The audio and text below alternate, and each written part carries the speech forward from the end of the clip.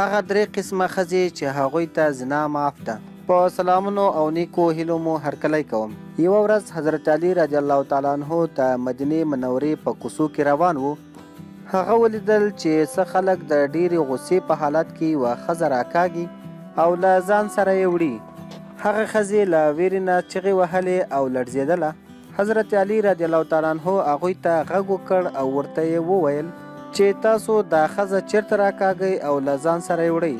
خلکو ورته وویل چې دې ښځې بدکاري کړې ده.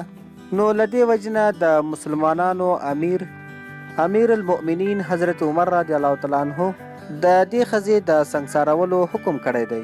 حضرت علي رضی الله تعالی عنه دغه ښځه د دغو خلکو له لاسه خلاصه کړه او هغوی ته یې ډېرې خبرې وکړې او بیا دغه خلک د حضرت عمر رضی الله تعالی عنه خواته راغلل چې حضرت علي رضی الله تعالی عنه له موږ سره داسې سلوک وکړ.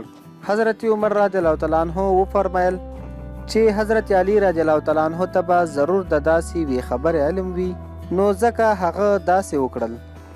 لاړ شي او هغه ته ووایه چې زما خواته راشي. حضرت علي رضی الله تعالی عنه د غصې په حالت کې راغی او حضرت عمر رضی الله تعالی عنه ورڅخه پوښتنه وکړه چې تا ولې دا خلک را واپس کړل او یوه بدکاره ښځه چې د سنګسار حد پرې قایم شوی و تا ولې دا خلک منې کړل او هغه ښځه دې د دوی د منګولو څخه آزاده کړه.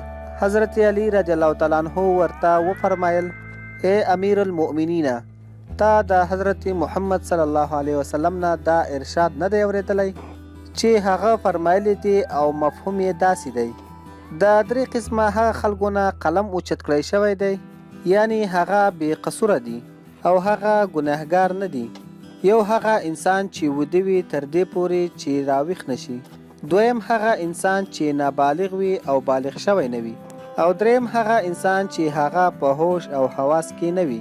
حضرت عمر رضی الله تعالی عنه ورته وفرمایل چې هو، ما خو دا ارشاد د حضرت محمد صلی الله علیه وسلم نه اورېدلی دی. بیا ورته حضرت علي رضی الله تعالی عنه مسکی شو او ورته یې وویل چې ای د مسلمانانو امیره، په دغه ښځه هم کله کله د لیونتوب دوره راځي، یعنی د لیونتوب چپه پرې راځي.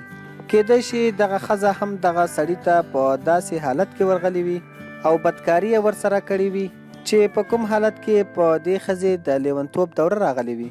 کله چې عمر رضی الله تعالی عنه دغه خبرې واورېدې نو ښځه یې د بند نه خلاصه کړه او آزاده یې کړه.